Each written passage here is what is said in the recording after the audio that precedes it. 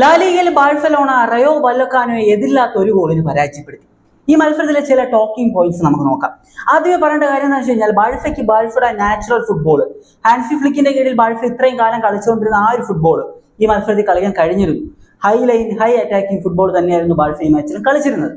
പക്ഷേ എടുത്തു പറയേണ്ട കാര്യം എന്ന് വെച്ച് കഴിഞ്ഞാൽ സാധാരണ ബാഴ്സയിൽ നിന്ന് നമുക്ക് കാണാൻ കഴിയുന്ന ആ ഒരു പേസ് ഉണ്ട്. ബാഴ്സയുടെ അറ്റാക്കിങ്ങിന് വളരെ പേസി ആയിട്ടുള്ള ഒരു അറ്റാക്കാണ് ബാഴ്സ ചെയ്യാറ്. പക്ഷെ അത് ഈ മാച്ചിൽ നമുക്ക് കാണാൻ കഴിഞ്ഞില്ല എന്നതാണ്. ബാഴ്സയുടെ ഭാഗത്ത് നിന്ന് ആ ഒരു പേസി അറ്റാക്ക് നമുക്ക് കാണാൻ കഴിഞ്ഞില്ല. റയോ വല്ലക്കാനെ സംബന്ധിച്ച് അവർ കളിക്കുന്ന ഒരു ഫുട്ബോൾ എന്ന് പറയുന്നത്, അവർ ഈ ഒരു മാച്ച് കളിച്ചതെന്ന് പറയുന്നത് ഒരു ലോ ബ്ലോക്കാണ്. ലോ ബ്ലോക്ക് ടീമിനെതിരെ ബാഴ്സ സ്ട്രഗിൾ ചെയ്യുന്നത് നമ്മൾ ഇതിനു മുമ്പ് കണ്ടിട്ടുണ്ട് ലാലിഗയിൽ തന്നെ. അപ്പോൾ ഈ ഒരു മാച്ചിലേക്ക് വരുമ്പോൾ ബാഴ്സയ്ക്ക് 3 അവസരങ്ങളാണ്, ബിഗ് ചാൻസസ് ആണ് ക്രിയേറ്റ് ചെയ്യാൻ പറ്റിയിട്ടുണ്ടായിരുന്നത്. അല്ലാതെ കൂടുതൽ അവസരങ്ങൾ ക്രിയേറ്റ് ചെയ്യാൻ പറ്റിയിരുന്നില്ല, ബിഗ് ചാൻസസ് ആണ്. ബാഴ്സയുടെ ഡിഫൻസ് സ്റ്റേബിൾ ആയിരുന്നു. 4 പേരും ബ്രില്യൻ പെർഫോമൻസ് നടത്തിയിരുന്നു. ഇനി മിഡിലേക്ക് വരുമ്പോൾ 2 മിഡ്ഫീൽഡേഴ്സും വളരെ മികച്ച രീതിയിൽ കളിച്ചിരുന്നു. അറ്റാക്കിങ്ങിലേക്ക് വരുമ്പോഴാണ് ബാഴ്സയ്ക്ക് യഥാർത്ഥ തലവേദന തുടങ്ങുന്നത്. അറ്റാക്കിംഗ് മിഡ്ഫീൽഡിൽ കളിച്ചിരുന്ന ഫെർമിൻ ലോപ്പസ് ആകട്ടെ, അല്ലെങ്കിൽ സെൻട്രൽ ഫോർവേഡായിട്ട് കളിച്ചിരുന്നത് അറിയാലോ, മാച്ചിൽ ആദ്യ പകുതി ഫുള്ളായിട്ട് കളിച്ചിരുന്നത് റോബർട്ട് ലെവൻഡോസ്കിയും, രണ്ടാം പകുതിയിൽ ഫെറാൻ ടോറസ് ആയിരുന്നു. 2 പേരും ഫ്ലോപ്പ് ആയിരുന്നു ഈ മാച്ചിൽ. 2 പേർക്കും വലുതായിട്ട് ഒന്നും ചെയ്യാൻ പറ്റിയില്ല. 2 വിങ്ങി കളിച്ചിരുന്ന റാഫീനെ ആകട്ടെ, ലാമിൻ യമാലാകട്ടെ, ഇവരുടെ ആ ഒരു സാധാരണ ഇവരുടെ ഭാഗത്ത് നിന്ന് കാണാൻ കഴിയുന്ന ഒരു കാഴ്ചയുണ്ട്, അതും നമുക്ക് കാണാൻ കഴിഞ്ഞില്ല. യമാലിന്റെ കുറേയേറെ നല്ല ബോളുകൾ ഉണ്ടായിരുന്നു ബോക്സിനകത്ത്. റാഫീനയ്ക്ക് വെച്ച് കൊടുത്തിട്ടുള്ള കുറേ നല്ല ബോളുകൾ ഉണ്ടായിരുന്നു. പക്ഷെ അതൊന്നും ഫിനിഷ് ചെയ്യാൻ പറ്റിയിരുന്നില്ല എന്നതാണ്. ഏറ്റവും കൂടുതൽ ബാഴ്സലോണ സ്ട്രഗിൾ ചെയ്തത് ഈ ഒരു മാച്ചിൽ ഫൈനൽ തേർഡിലേക്ക് ബോൾ എത്തിക്കാൻ ബാഴ്സയ്ക്ക് പറ്റി. പക്ഷേ ഫൈനൽ തേർഡിൽ 2-3 പാസുകൾ ഇടാൻ, ബോക്സിനകത്താകട്ടെ ഈ ബോക്സിന്റെ ആ ഒരു എഡ്ജ് ഏരിയയിലാകട്ടെ, അവിടെ 2-3 പാസുകൾ ചെയ്യാൻ ബാഴ്സ ഭയങ്കരമായിട്ട് സ്ട്രഗിൾ ചെയ്യുന്നത് നമ്മൾ കണ്ടു. ലോ ബ്ലോക്ക് ഇട്ട് അവർ പൂട്ടിക്കളഞ്ഞു സത്യം പറഞ്ഞു കഴിഞ്ഞാൽ ബാഴ്സയെ. പക്ഷേ എടുത്തു പറയേണ്ട ചില പെർഫോമൻസുകൾ ഉണ്ട് ഈ മാച്ചിൽ. ജോ ക്യാൻസലോ കഴിഞ്ഞ കുറേ മാച്ചായിട്ട് ബ്രില്യൻ പെർഫോമൻസ് ആണ് താരം നടത്തുന്നത്. ഈ മാച്ചിൽ നമുക്കത് കാണാൻ കഴിഞ്ഞു. വളരെ മികച്ച പെർഫോമൻസ് താരത്തിന്റെ ഭാഗത്ത് കാണാൻ കഴിഞ്ഞിട്ടുണ്ടായിരുന്നു. താരത്തിന് 8 ആണ് ഈ മാച്ചിലെ റേറ്റിംഗ് എന്ന് പറയുന്നത്.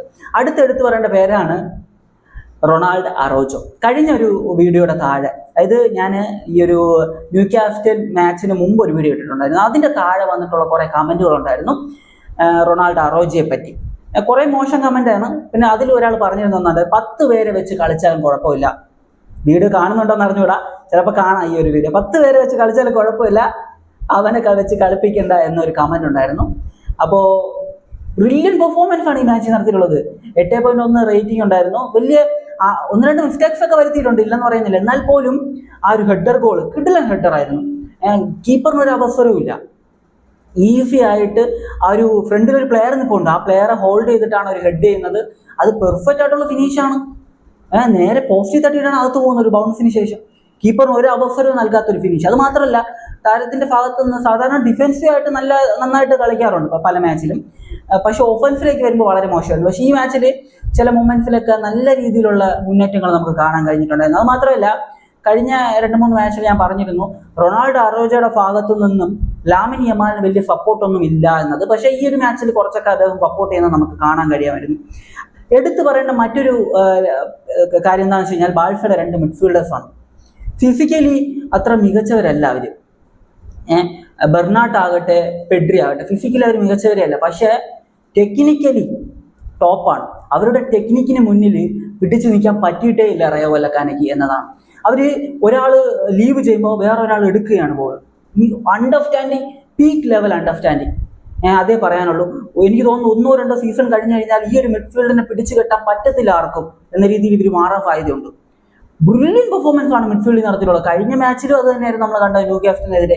ഈ മാച്ചിൽ അതുപോലെ തന്നെ മിഡ്ഫീൽഡ് അവർ കൺട്രോൾ ചെയ്ത് കളഞ്ഞു. ഒന്നും പറയാനില്ല. മിഡ്ഫീൽഡിൽ അവർ പ്രോപ്പറായിട്ട് കൺട്രോൾ ചെയ്തു. ഡിഫൻസിൽ 2 സെന്റർ ബാക്ക് ആയിട്ട് കളിച്ചിരുന്ന താരങ്ങൾ കുബാർസി. എനിക്കൊന്നേ പറയാനുള്ളൂ കുബാർസിയെ കുറിച്ച്. കുബാർസി ഹാൻസി ഫ്ലിക്കിന്റെ ഈ ഒരു ഡിഫൻസിന് വലിയ തലവേദന ആകുന്ന ഈ ഒരു സിസ്റ്റത്തിൽ കളിക്കുന്നതുകൊണ്ടാണ് കുബാർസിയെ കുറിച്ച് ആരും സംസാരിക്കാത്തത്. സാധാരണ ഒരു പാസിംഗ് ഗെയിം ഉണ്ടല്ലോ, ലൂയിസ് എൻട്രിക്ക്, പെപ് ഗാർഡിയോളൊക്കെ കളിക്കുന്ന പോലത്തെ ആ ഒരു ഗെയിമിലാണ് ഈ ഒരു പ്ലെയർ കളിക്കുന്നതെങ്കിലുണ്ടല്ലോ, തീർച്ചയായിട്ടും ടോപ്പ് ഡിഫൻഡർ എന്ന് എല്ലാവരും പറയും. കാരണം അതിന് മാത്രം പെർഫോമൻസ് ആണ് താരം നടത്തുന്നത്. അത്രയും റിസ്കി ടാക്കിളുകൾ എല്ലാം. പല ഏജ് കുറവാണ്, 18 വയസ്സോ 19 വയസ്സോ ഉള്ളൂ. ഈസി ആയിട്ടാണ് ടാക്കിളുകൾ കാര്യങ്ങളൊക്കെ ചെയ്യുന്നത്. ഹ്യൂജ് പൊട്ടൻഷ്യൽ ഉള്ള പ്ലെയർ ആണ്. പൗ കുബാർസി. ജെറാർഡ് മാർട്ടിൻ അതുപോലെ തന്നെയാണ്. രണ്ട് സെന്റർ ബാക്ക് അറിയാലോ, യങ് പ്ലേയേഴ്സ് ആണ് രണ്ടുപേരും, വലിയ എക്സ്പീരിയൻസ് ഉള്ള പ്ലെയർ ഒന്നുമല്ല. ജെറാർഡ് മാർട്ടിന്റെ നാച്ചുറൽ പൊസിഷൻ സെന്റർ ബാക്കും അല്ല. എന്നിട്ട് പോലും ജെറാർഡ് മാർട്ടിന്റെ ഒക്കെ ഭാഗത്ത് നിന്ന് ബ്രില്യൻ്റ് ആയിട്ടുള്ള പെർഫോമൻസ് നമുക്ക് ഈ മാച്ചിൽ കാണാൻ പറ്റി എന്നതാണ് എടുത്തു പറയേണ്ട ഒരു കാര്യം. ഏറ്റവും മികച്ച പെർഫോമൻസ് ഈ മാച്ചിൽ നടത്തിയ പ്ലെയർ അത് വേറെ ആരുമല്ല, അവരുടെ ബാഴ്സലോണയുടെ ഗോൾ കീപ്പർ ആയിട്ടുള്ള Joan Garcia. What a player, what a performance. 4 എണ്ണം പറഞ്ഞ സേവുകളായിരുന്നു ഈ മാച്ച് നടത്തിയിരുന്നത്. കളിയുടെ തുടക്കത്തിൽ തന്നെ 1 മിനിറ്റ് ആകുന്നതിന് മുമ്പ് തന്നെ ഒരു കിടില മൂവ്മെന്റ് ഉണ്ടായിരുന്നു. അതായത് റയോ വല്ലക്കാന ഒരു ക്രോസ് നൽകുന്ന ഒരു പ്ലെയർ, ഒരു ഗ്രൗണ്ട് ക്രോസ്, അത് ഫസ്റ്റ് ടൈം അടിക്കുന്നു, നേരെ കീപ്പർ പിടിക്കണം. അത് വേറെ ലെവലിൽ സേവ് ആയിരുന്നു. അത് കളിയുടെ 1 മിനിറ്റ് പോലും ആകുന്നതിന് മുമ്പാണ് ആ ഒരു സേവ് വന്നിട്ടുള്ളത്. ഇല്ലെങ്കിൽ അവിടെ തന്നെ ബാഴ്സ ഒരു ഗോളിന് പുറകെ പോണ്ടാണ്. അതിനുശേഷം ഒരു കോർണറിൽ ഒരു സേവ് ഉണ്ട്. കോർണറിൽ ഫസ്റ്റ് പോസ്റ്റിലോട്ട് ഒരു ചെത്തി വിട്ട ഒരു ഹെഡർ എന്നൊക്കെ പറയാം. അതിൻ്റെ ബ്രില്യൻ സേവാണത്. അതുപോലെ തന്നെ കുറേ ക്രോസുകളൊക്കെ ഡിഫൻസിനേക്കാൾ ഉപരി ഈ ഒരു ഗാർസിയ ആയിരുന്നു സ്റ്റോപ്പ് ചെയ്തിരുന്നത്. 25 മില്യണിനാണ് ഗാർസിയ സൈൻ ചെയ്തത്. ബാഴ്സയെ സംബന്ധിച്ച് ഫിനാൻഷ്യൽ ഇഷ്യൂസ് ഉള്ള സാഹചര്യത്തിൽ ഇങ്ങനെ ഒരു കീപ്പറെ സൈൻ ചെയ്യാൻ പറ്റിയത് ബ്രില്യൻ മൂവാണ്. അത് ഓരോ മാച്ചിലും താരം തെളിയിച്ചുകൊണ്ടേയിരിക്കുകയാണ് എന്നതാണ് എടുത്തു പറയേണ്ട കാര്യം. ബാഴ്സയെ സംബന്ധിച്ച് ഈ ഒരു മാച്ച് എനിക്കൊരു മികച്ച മാച്ചായിട്ടേ തോന്നിയിട്ടില്ല. ബാഴ്സ അവർ കൂട്ടി. അവരെ സംബന്ധിച്ച് അവർ വന്നത് ലോ ബ്ലോക്ക് ഇട്ട് കളിക്കുക, ബാഴ്സയുടെ അറ്റാക്കിംഗ് തേർഡിൽ ഒരു മൂവ്മെന്റും ഉണ്ടാക്കാൻ പറ്റാതെ ഇരിക്കുക, അതൊക്കെ അതുപോലെ തന്നെ നടന്നു. 15 ഷൂട്ട് ഉണ്ടായിരുന്നു ഈ മാച്ചിൽ ബാഴ്സയുടെ ഭാഗത്തു നിന്ന്. അതിൽ ബാഴ്സയ്ക്ക് ഓൺ ടാർഗറ്റിലേക്ക് എത്തിക്കാൻ പറ്റിയത് 4 എണ്ണമാണ്. അതിലൊരെണ്ണം ഗോളായി. ബാക്കി 3 എണ്ണവും കീപ്പർ സേവ് ആണ് നടത്തിയിട്ടുണ്ടായിരുന്നത്. ഓപ്പോസിറ്റ് സൈഡിലേക്ക് വന്നു കഴിഞ്ഞാൽ 8 ഷൂട്ട് അടിച്ചതിൽ 4 എണ്ണമാണ് റയോ വല്ലക്കാനോ ഓൺ ടാർഗറ്റിലേക്ക് എത്തിച്ചത്. 4 ഗാർസിയ സേവ് ചെയ്യുകയും ചെയ്തു. പിന്നെ റാഫീഞ്ഞയുടെ കാര്യത്തിലേക്ക് വരാം. റാഫീഞ്ഞയ്ക്ക് ഈ മാച്ചിൽ 7.1 എന്താണ് റേറ്റിംഗ്. എനിക്ക് അത്ര മികച്ചൊരു പെർഫോമൻസ് റാഫീഞ്ഞ നടത്തിയിട്ടുണ്ടെന്ന് തോന്നിയിട്ടില്ല ഈ മാച്ചിൽ. റാഫീഞ്ഞയ്ക്ക് ഒരു 1-on-1 സിറ്റുവേഷൻ ഉണ്ടായിരുന്നു, ഡിഫൻസിന്റെ മിസ്റ്റേക്കിൽ നിന്ന് കിട്ടിയതായിരുന്നു. അതല്ലാതെ യമാൽ കൊടുത്തിട്ടുള്ള ഒരു 2 ബോൾ നന്നായിട്ട് ഫിനിഷ് ചെയ്യാൻ പറ്റുന്ന സിറ്റുവേഷൻസ് റാഫീഞ്ഞയ്ക്ക് ഉണ്ടായിരുന്നു. പക്ഷെ അതൊന്നും അത്ര കണ്ട് റാഫീഞ്ഞയ്ക്ക് എത്തിക്കാൻ പറ്റിയിട്ടില്ലായിരുന്നു. ഫസ്റ്റ് റാഫീഞ്ഞയ്ക്ക് ഒരു യെല്ലോ കാർഡ് കിട്ടിയിരുന്നു. അത് 7 മിനിറ്റ് ആയ സമയത്താണ്. അത് റാഫീഞ്ഞയുടെ കാലിൽ നിന്ന് ബോൾ പോയി. ആ ഒരു ഫസ്റ്റ് ടച്ച് കുറച്ച് ഹെവി ടച്ച് ആയി പോയി, കുറച്ച് ഫ്രണ്ടിലോട്ട് പോയി. ആ ഡിഫൻഡർ എടുക്കുമെന്ന ആ ഒരു സാഹചര്യത്തിലാണ് ആ ഒരു ടച്ച് വരുന്നത്. കാർഡ് കൊടുക്കുകയാണ്, യെല്ലോ കാർഡ്. ഈ ഒരു മാച്ച് റാഫീഞ്ഞയെ സംബന്ധിച്ച് കഴിഞ്ഞ 2 മാച്ചിൽ നിന്ന് 7 ഗോൾ കോൺട്രിബ്യൂഷൻ വന്നിട്ടുണ്ടായിരുന്നു റാഫീഞ്ഞയ്ക്ക്. പക്ഷേ ഈ മാച്ചിൽ അത്ര കണ്ടൊരു മികച്ച പെർഫോമൻസ് കാണാൻ കഴിഞ്ഞിട്ടില്ലായിരുന്നു. പിന്നെ ഫസ്റ്റ് ഹാഫിൽ ആ ഒരു ഗാർസിയയ്ക്ക് ഇഞ്ചുറി പറ്റിയൊരു സിറ്റുവേഷൻ ഉണ്ടായിരുന്നു. അപ്പോൾ ആ ഒരു സമയത്ത് എനിക്ക് എന്തോ എൻ്റെ കൺട്രോൾ പോയതുപോലെയാണ്. കാരണം എന്താ വെച്ച് കഴിഞ്ഞാൽ ആ ഒരു ഗാർസിയയെ സംബന്ധിച്ച് അദ്ദേഹത്തിൻ്റെ കരിയറിലെ പീക്ക് മൊമെന്റിലാണ് നിൽക്കുന്നത്. സ്പെയിൻ നാഷണൽ ടീമിലേക്ക് താരത്തെ വിളിച്ചിരിക്കുകയാണ്. ഒരു പക്ഷേ താരത്തിന് കളിക്കാൻ അവസരം കിട്ടിയേക്കാം. അങ്ങനത്തെ ഒരു സാഹചര്യത്തിൽ നിൽക്കുമ്പോൾ കഴിഞ്ഞ മാച്ചിൽ ഇഞ്ചുറി പറ്റി സബ്സ്റ്റിറ്റ്യൂട്ട് ചെയ്യപ്പെട്ട ഒരു പ്ലെയറാണ്. ഈ മാച്ച് റെസ്റ്റ് കൊടുത്തിരിക്കാം എന്ന് എനിക്ക് തോന്നിയിരുന്നു. പക്ഷെ റെസ്റ്റ് കൊടുത്തില്ല. യഥാർത്ഥത്തിൽ റെസ്റ്റ് കൊടുക്കാത്തതുകൊണ്ടാണ് ഈ മാച്ച് ബാഴ്സ ജയിച്ചതെന്നാണ് തോന്നുന്നത്. കാരണം 8.5 റേറ്റിംഗോടെ താരമാണ് ഏറ്റവും മികച്ച പെർഫോമൻസ് ഈ മാച്ച് നടത്തിയിട്ടുള്ള പ്ലെയർ. ഓവറോൾ നമ്മൾ നോക്കുന്ന സമയത്ത് ബാഴ്സയുടെ ഒരു ആവറേജ് മാച്ചായിട്ടാണ് എനിക്ക് ഫീൽ ചെയ്തിട്ടുള്ളത്. കുറേ അറ്റാക്കിങ്ങും കുറേ ഷൂട്ടൊക്കെ ബാഴ്സ അടിച്ചിരുന്നു. പക്ഷേ ഒരു പേസ് ഉള്ള അറ്റാക്കുകൾ നമുക്ക് കാണാൻ പറ്റിയിട്ടില്ല. അതുമാത്രമല്ല സെൻറ്റർ ഫോർവേഡിലും അറ്റാക്കിംഗ് മിഡ് പൊസിഷനിലും കളിച്ചിരുന്നവർ വളരെ ശോകമായിരുന്നു ഈ മാച്ചിൽ. അറ്റാക്കിംഗ് തേർഡിൽ കണക്റ്റീവ് ആയിട്ടുള്ള പാസുകൾ കാര്യങ്ങളൊന്നും വരുന്നത് നമ്മൾ കണ്ടില്ല.